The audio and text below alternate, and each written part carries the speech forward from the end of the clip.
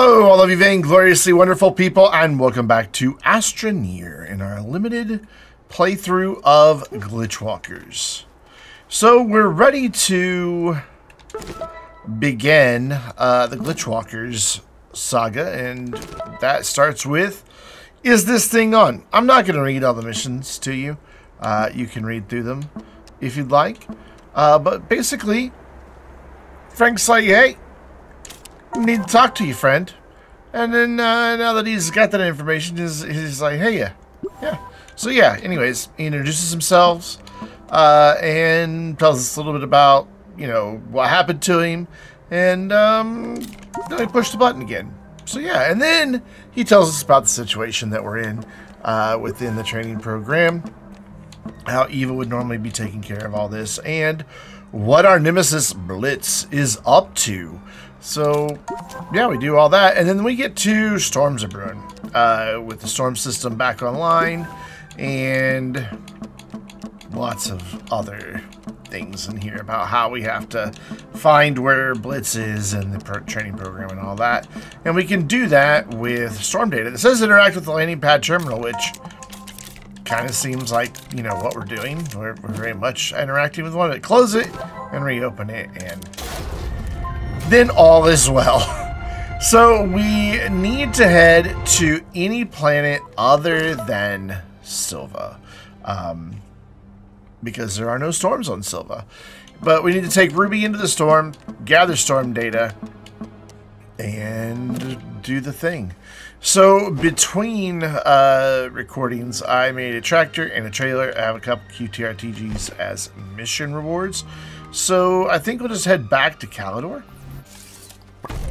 That's going to be the easiest to really get around on with our tractor. So we'll head up there, look for the storm, which they are visible typically from orbit. And they also show up on your compass if you happen to land and you don't know where the storm is, because the storms can move. Let's see. Yeah, we got pretty lucky. We've got a landing site relatively close.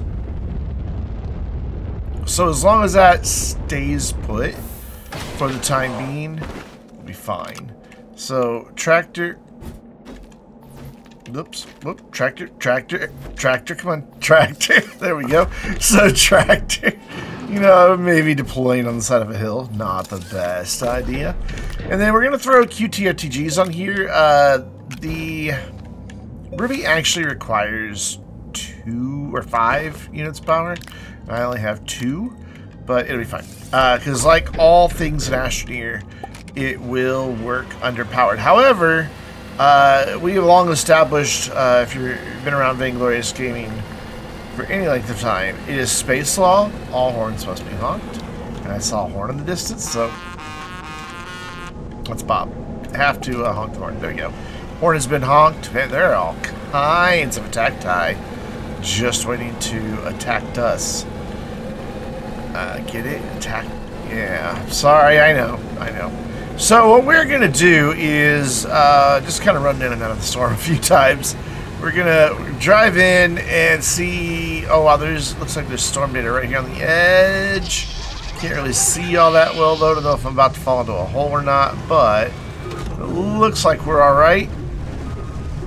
And hopefully what'll happen is we will fill up one nugget before we get fully hacked. That's what's happening, by the way, with that little timer above my head. And we'll know that, yeah, there we go. So you can't really see all that well inside of a storm, but you know that it's done if the Ruby doesn't have anywhere to put the storm data, which in this case, if I would have had like a storage attached, or like on a second trailer, that storm data would have automatically transferred to the storage. But since it didn't, it turned off. And Ruby only draws power when it's on and actively gathering storm data. So you may have noticed that the tractor battery died while we were in there. And then as soon as we finished collecting that first storm data, or the only storm data we're going to collect, the battery on the tractor started recharging. So that gives you a nice little visual if you're using a vehicle that doesn't have full power for Ruby. The battery will die, and then when you have a storm data that doesn't have anywhere to go, the battery will begin to recharge. So cool. I don't know why I'm going to take these QTs with me. I'll take the Ruby with me too, but honestly, we're not going to have any reason to come back to this save. So we head back down to Silva, which is hiding. Oh, it's not hiding at all, just right there. All the planets are just kind of in a nice group right there. I like it when all the planets are hanging out with each other. I think it's kind of cool. And then we look for a landing spot, which we're probably about half a planet of the way, so it'll take just a second to come around. There it is. And then down we go, with a pretty smooth landing this time. So, I'm going to move the shuttle out of the way. And then we're going to check. No place like home doesn't have any mission rewards. So, all we have to do is process the storm data in the research chamber, which it goes really super quick. In fact, let me turn this off real quick so it doesn't auto start. So you can see it's worth 100 bytes. It says 30 seconds, but in reality, if the research chamber is fully charged, it's only about 15 seconds.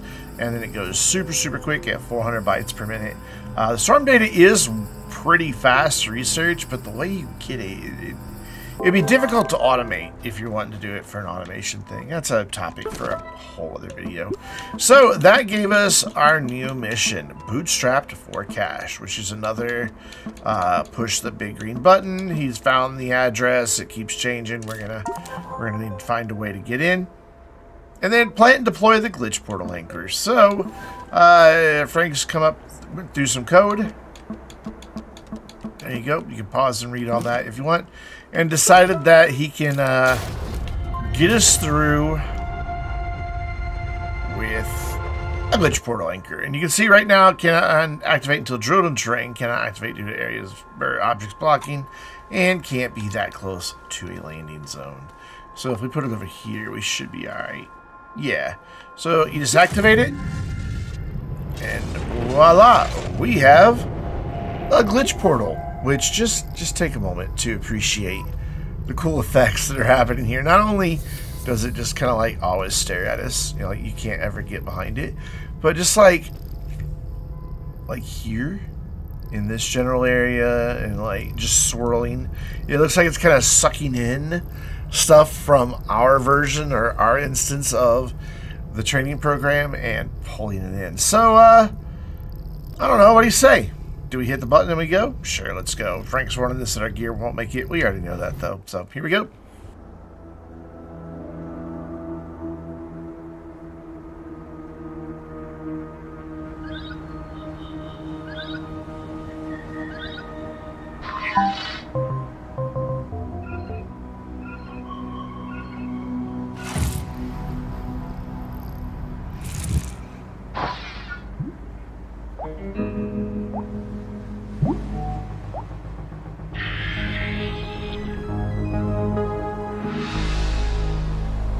And after that ominous cutscene, we are dumped into a brand new save where we are landing on Aeoluz with big intimidating figure there in the distance. I thought I could move the mouse around to highlight it, but I think it's kind of obvious. I don't think you need me to move the mouse around.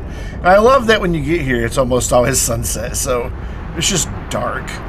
Always on Aeoluz. Well, not always. The sun does come back up, but it just seems like when you first land, it's dark. No, we're going to stand on top of it or inside of it. I don't know where I am. Help! Help! I've been kidnapped by my own shelter. Yeah, we're inside the shelter. There we go. We're fine. That was great. I love it. So you can see we've got some resin.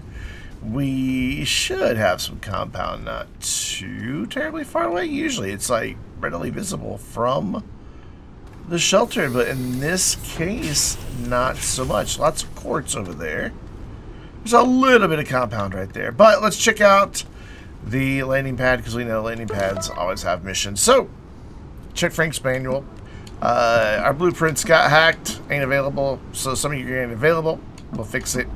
So, if we take a look at the research catalog, you can see all these items that are hacked. No amount of bytes will unlock them.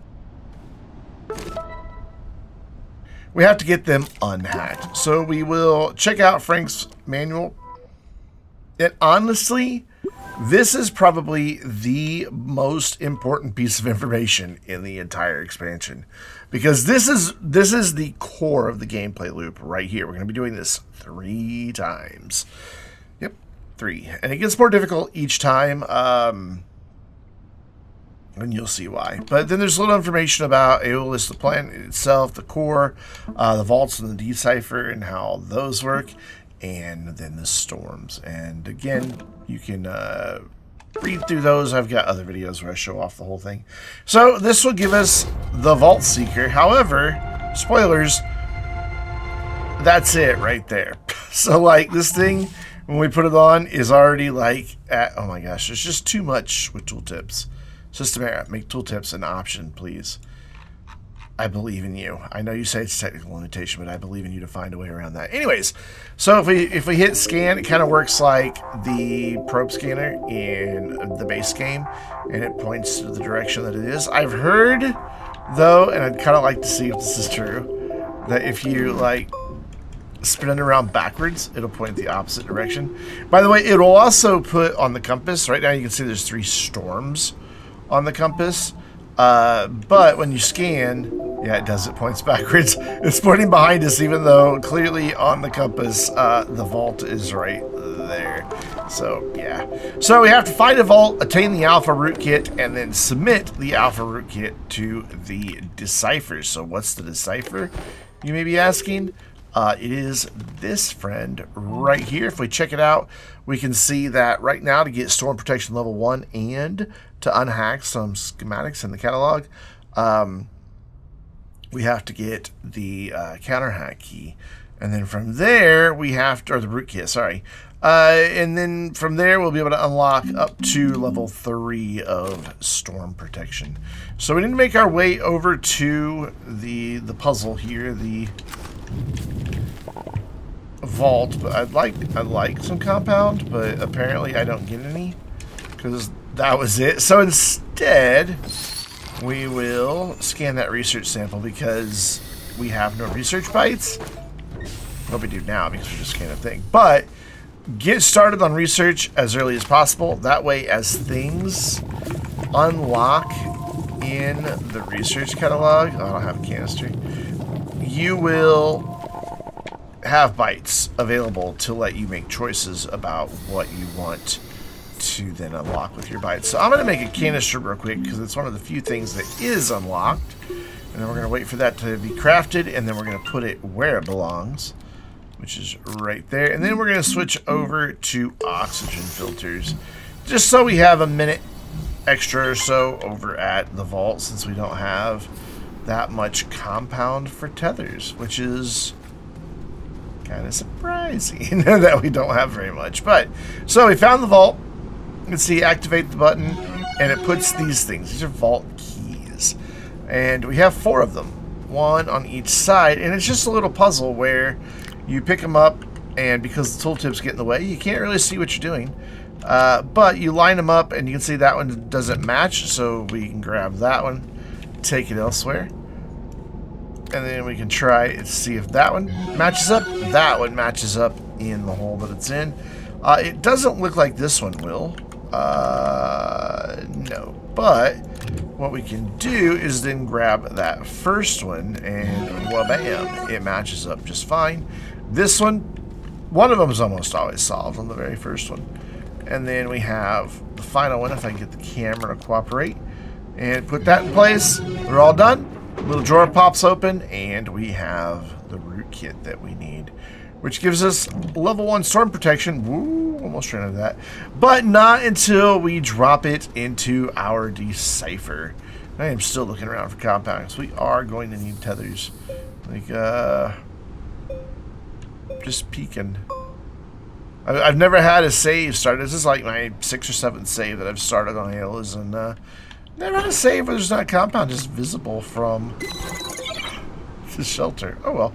Which, by the way, this is the glitch shelter. It has the decipher It has Frank's log. It has our normal power plugs. It has a non-removable oxygenator. And then it also has tier 2 storage in addition to a single tier 1 slot. Normally a shelter only has 2 of the small tier 1 slots. And then the RTG is built into the roof, which looks, I think, kind of cool. So, cool. VPN message. We're done. That is going to unlock the schematic for the Ruby, the Vault Seeker, and the Portable Decipher. So if we decide we want to make another Vault Seeker later, we can. We can also now make a Decipher that we can take with us. So very cool. Other than that, I don't know how much more really was unlocked in the catalog. I haven't gone through like item by item to see when they unlock. So we have to get level 2 storm protection and generate a counter hack key with the Decipher. So that means we have to get a ruby, because that's how we get storm data, and storm data is what is required, as you can see right here, to get storm protection level 2. So I'm going to once again resume trying to find some compound, because I think that would just be the greatest thing ever to have. And while I'm running around looking for it, I'm going to scan some research samples, because, you know, I have to live by my own rules, my own advice. Man, there's just like no compound. How is this possible?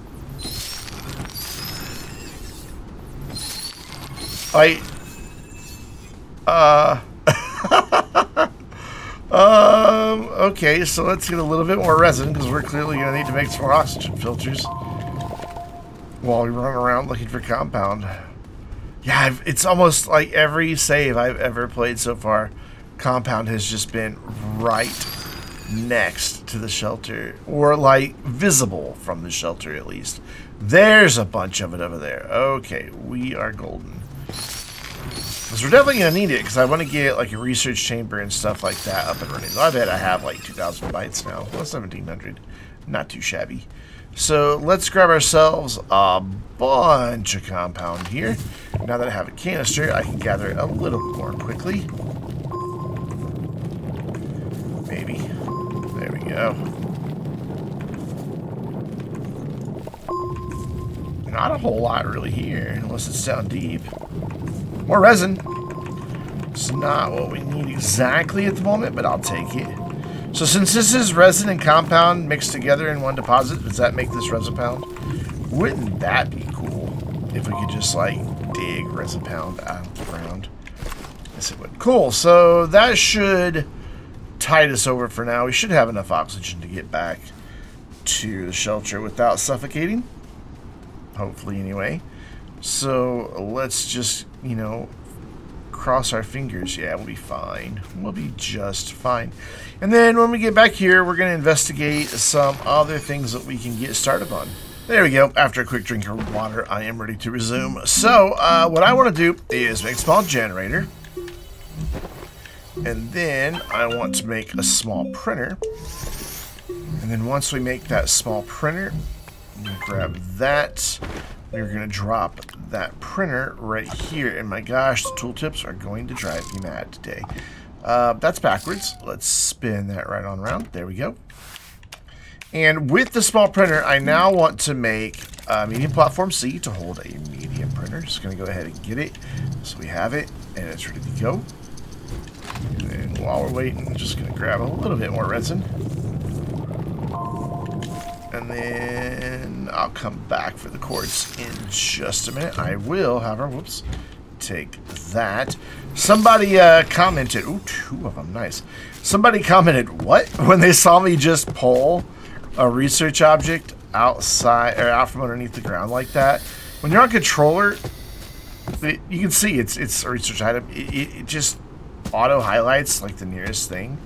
So I don't have to like do anything. I don't have to move my cursor. But when you're on controller, you can just like do the quick grab thing, and you will be able to pick up whatever's highlighted, and it's pretty nifty. So cool. That'll get. Whoops! I unplugged the small printer. That will get us a place to put a medium printer. Whoops. which is back here, because I do want a medium platform. I really want some more compound as well, because we're going to need to make some tethers, and I want to make a research chamber. The research chamber is going to take 2 of our compound, and I'm going to need more tethers than just 1 pack. Yeah, that's going to take 2 of our 4. That'll leave me just a little bit. It's a little disappointing. Just a little bit. So I am going to, for now, get rid of this Vault Seeker. I don't need it at the moment. I'm going to move the generator up there, and then I'm going to use one of these resin to make 1 more medium platform C, and you'll see what that's for in just a bit. And I want 1 more resin. And then I want to go remember where that compound was. There it is. I see it from here. And just get myself a lot of compound. In fact, let's do this. We will, for now, empty... Well, okay, well, I don't know why you went way over there, but okay, sure. We're going to empty our backpack, and we're just going to head out to the compound, which I thought was this way. There it is. I see it. Scanning research samples as I go. The nice thing about the starting region is just the number of research samples and research items that there are. It makes getting research early on fairly simple, as like I said, as long as you stay on top of it. You know, just make sure that you always have something in the research chamber, and you'll be good to go. Okay, we don't want that generator going right now, so we'll turn that off, and then we'll go back to digging, and just try to fill our backpack up with compound timber. Does that count as a tree? I don't know, but it looked like a tree when it fell. And see how much compound we can get out of here. Seems like there's a decent bit here somewhere. It's just a matter of locating it all. There's a little more. There's a little more. And again, to get that, all I'm doing is just hitting flatten as I get to the spot where I want to have it grab things quicker. And, well, it grabs things quicker. It just, I don't know, like extends the range of your train tool or something, or the size of it, so that you can dig stuff up faster. I thought I had picked up 2 of these just now. Maybe I'm thinking of the 2 I already have. That's probably the case. These have a pretty decent bite value, by the way. We'll take a look at exactly what it is here in just a moment, but it's not insignificant. Like, it's good enough that you'll be happy that you stopped to get them. So we've got that. I need to switch this over to the large platform B, and I don't currently have room on my backpack to put the resin on my backpack and then have the printer pull from it. So I will just very slowly with the controller move items over.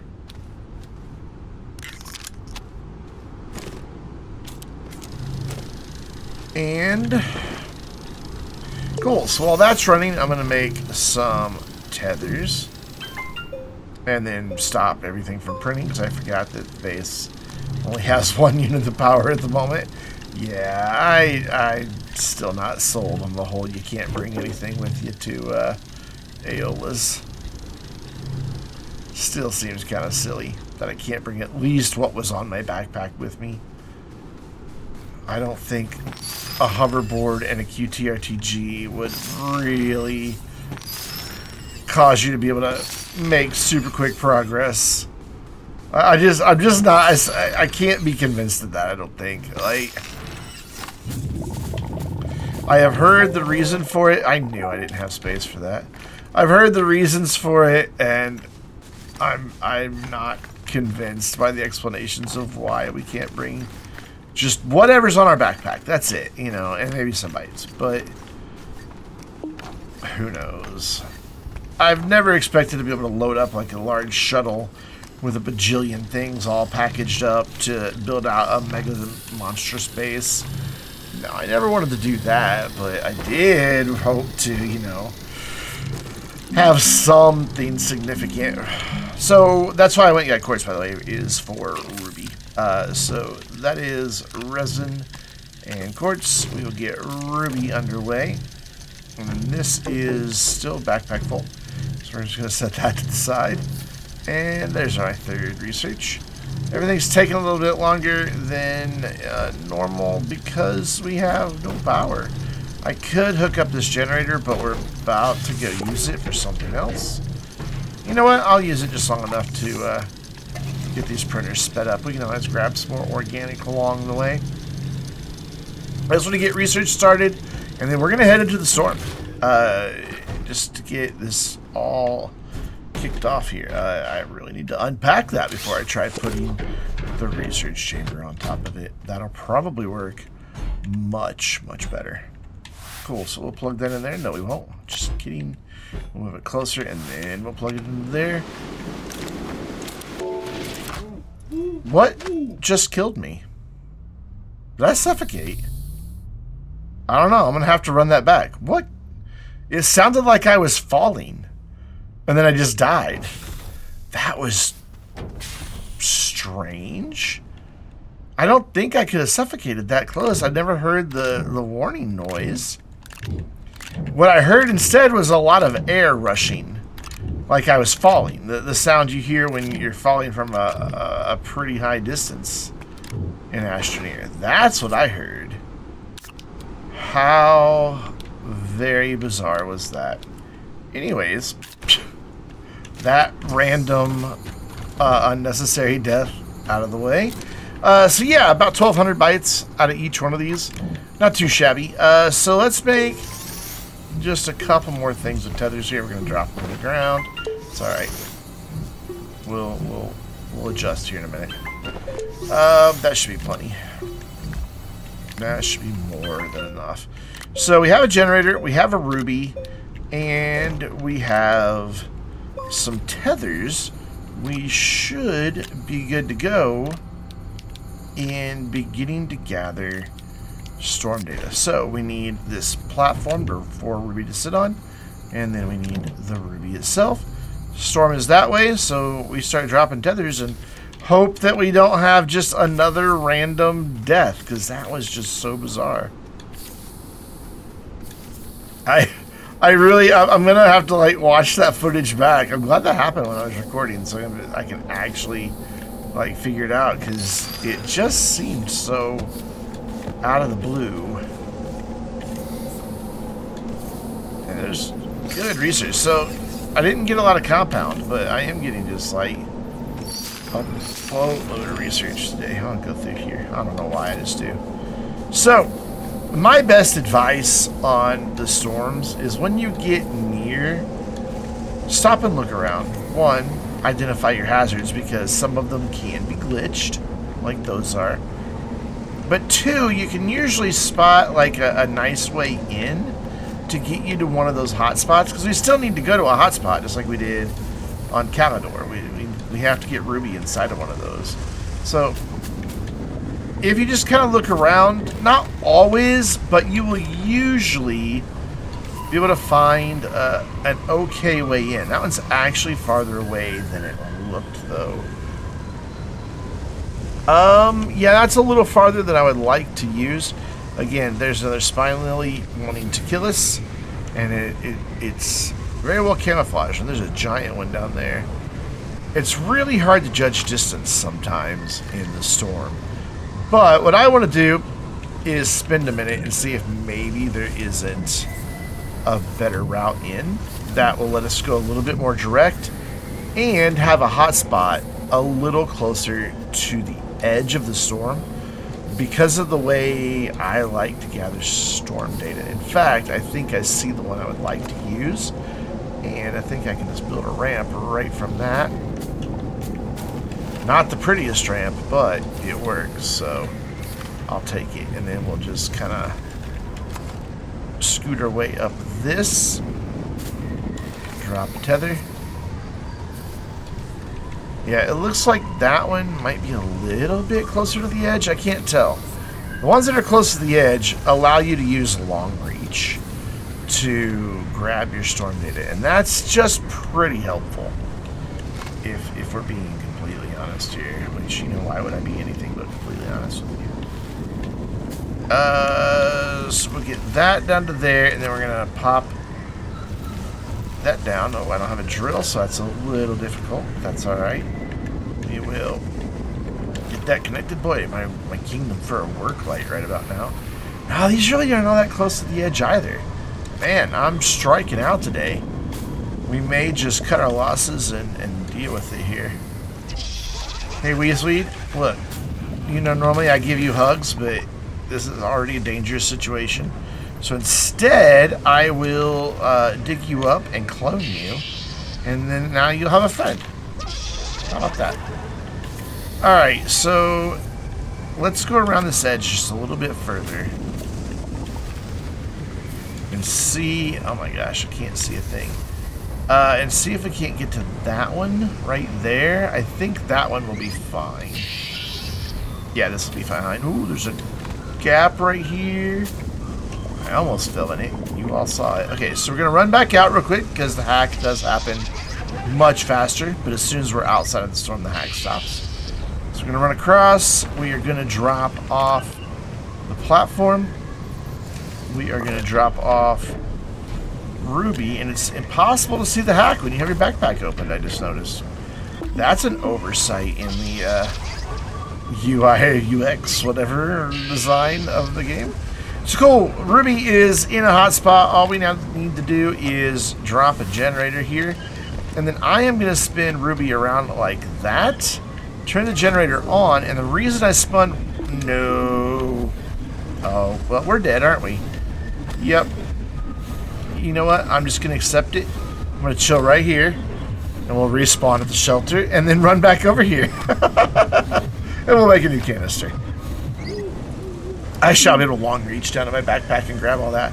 Man, that's 2 deaths in one video. And I like hardly ever die in Astroneer. Okay, cool. By the time we get back over there, Ruby should have some storm data for us.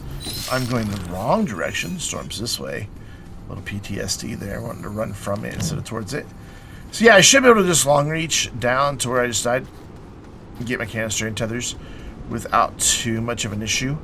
And maybe next time I'll pay attention when I'm walking out and not walk off a ledge. Maybe. I don't know. I still think that it's going to be a little too difficult to see inside of the storms. But all we have to do is get a counter hack key here, which just requires 7 of the storm data. So it won't take too terribly long to do that. So I'm going to get back over to my dead body here, which I guess because it is down in a little canyon, I'm not able to see it all that well. Why the beacon for it wasn't popping up. Oh, I can't long reach that. What? That's peculiar. All right, it's going to take a couple tries. And while we're at it, I'm also gonna gather the storm data off of Ruby because the generator is gonna run out of organic, and I don't have any more. So we'll go out here and see about getting some organic, which I don't have my canister back yet, so we're just gonna have to dig like this. Wait, we have our next organic. Are you organic? Do you count as organic? I don't know. Am I almost to a nugget here? I think so. Yep, can't flatten. Don't know why I tried. Come on. Give me one organic. Alright, we're going... There we go. Alright, let's try to get our backpack one more time here. I'm going to try from a different angle. So it's right there. And I should be able to long read. Like, it highlights and then it says no. So I guess we're not close enough. Oh well, that's fine. I don't need it. We can live without it. Mainly, as long as we get the storm data, we'll be good to go. Which we should have another one here pretty soon. I just want to see what the generator's doing. Oh, that's right, the generator's off. Cool. So now I can demonstrate the long reach technique here.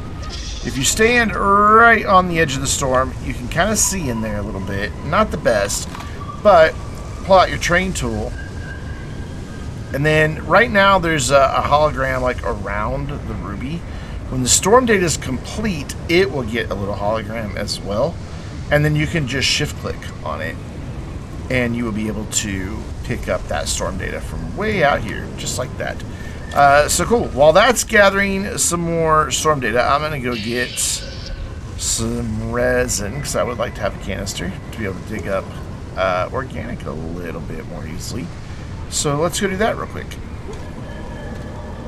Which there is resin right here. That is perfect. I should be fine on tethers, so I'm not going to worry about it.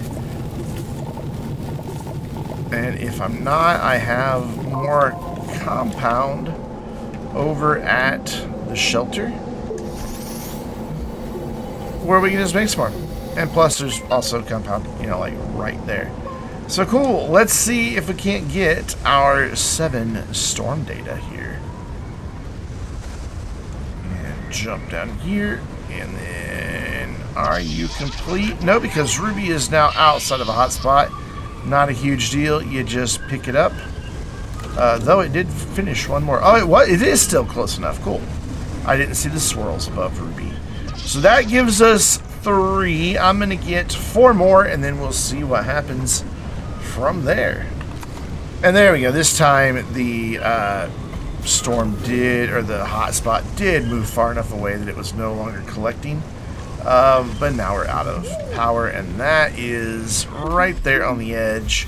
So let's go get a little bit more organic, which we can do from right here much easier now that we have a canister. Let's get a little bit of soil, and then you can just do that and get the organic,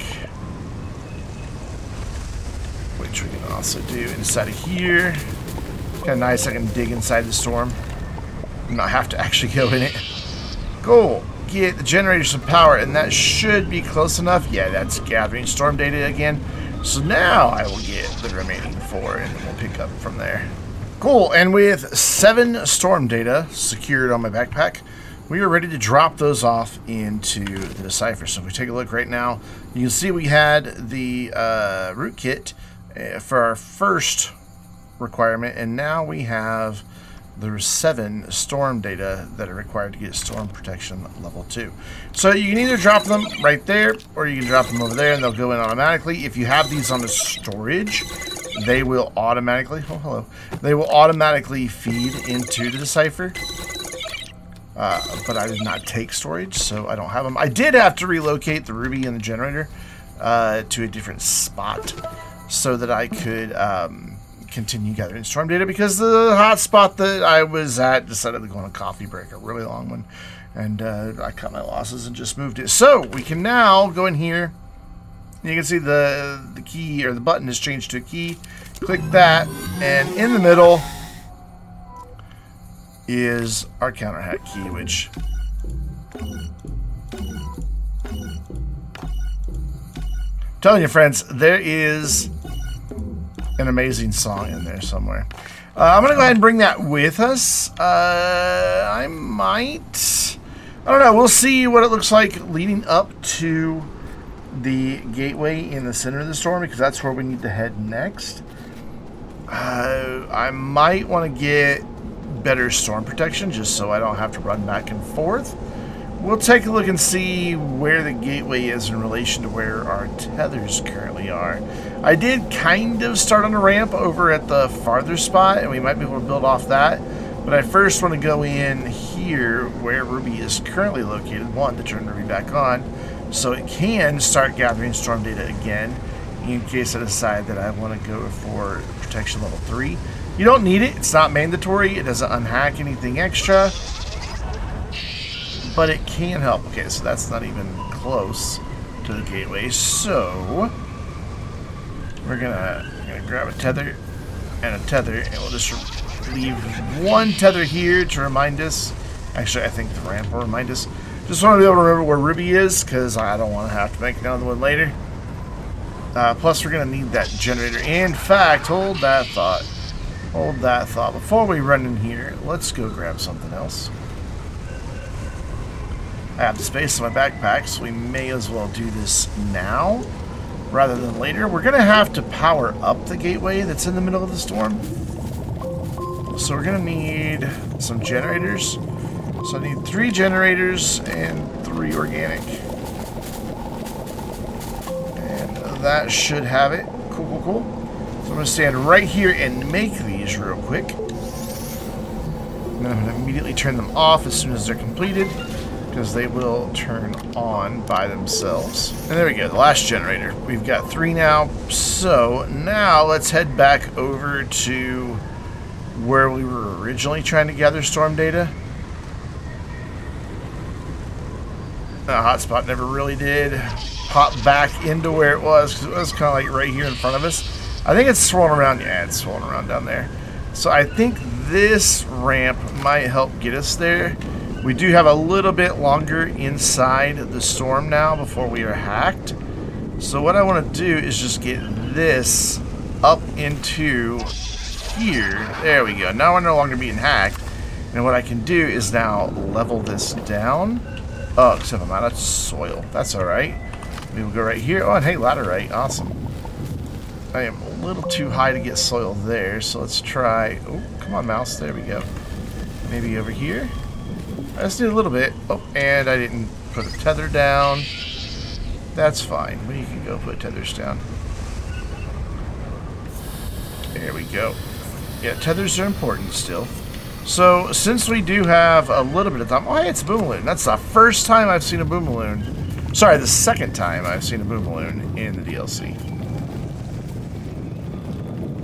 This thing kind of rare. There we go. That should be enough soil to do what I need to do. And then another tether there. Get out of there before we're hacked. Perfect. Just in time. Almost like I planned it. I didn't, but it was almost like I planned it. So cool. This will get us over to the gateway. The gateways are supposed to give oxygen, but I don't think they do until they're repaired. You can see oxygen going down. But that's okay, because what we're going to do is take our gateway counterhack key, drop it there, symbol on the side changes, we get an update that the mission objective has been complete, and then we can pick this up, get it out of our way for now. We'll take a look at that in a moment.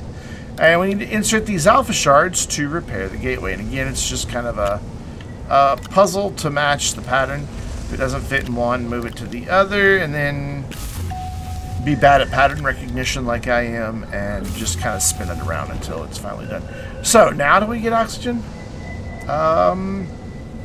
Yes, now that it's repaired, the gateway is providing oxygen. So, we will take a look at Burn Book at the very end. For now, we know that the mission objective, or I know the mission objective, is to power the gateway. And just also happen to know that it needs 5 units. They all need 5 units, I'm pretty sure. Plug in. There we go. We're just going to get bossy with it here. Oh, that's just organic. There we go. There's a generator. And then we turn all of these on. And I just noticed I haven't heard music this entire playthrough. It's on. Yep, it's on. It's just a bug that sometimes music just never starts. It's kind of sad because there's good music in this. So we'll do that, and we will do that. And then we will get the gateway powered, which that's not playing music either. Very, very sad.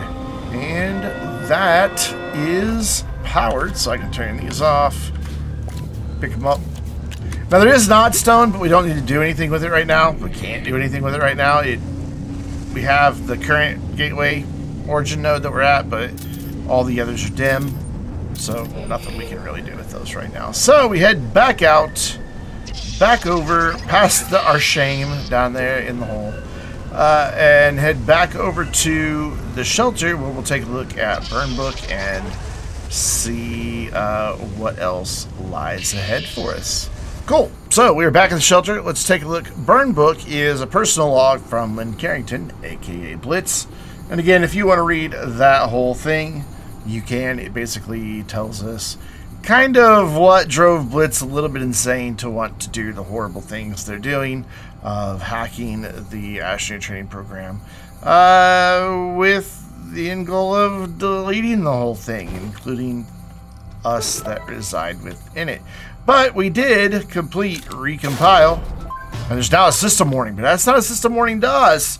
That is a system warning to Blitz that Firewall 1 is offline. What's the firewalls? Well, each layer, if you remember back to the little cutscene that played, there were like 3 big purple rings. I'll try to remember to throw a screenshot on there.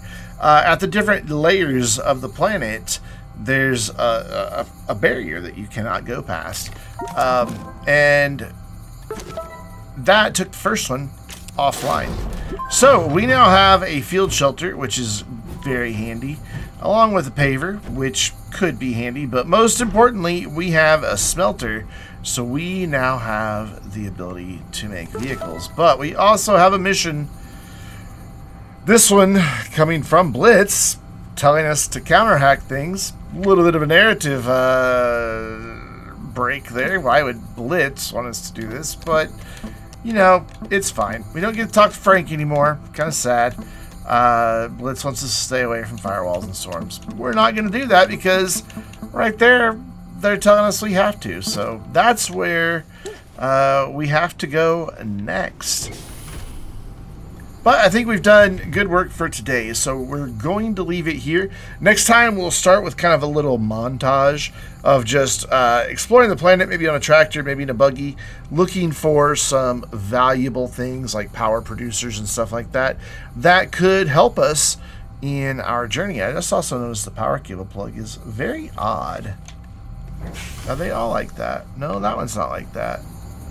So the power cable plug here on the glitch shelter illuminates differently than other power cable plugs. So we're about half powered, and instead of it being looking like that, like we're used to, it looks like that. That's the first I've ever noticed that in Glitchwalkers. Anyways, we're going to leave it here for today. So until next time, I'm Brandon, reminding you to stay vainglorious.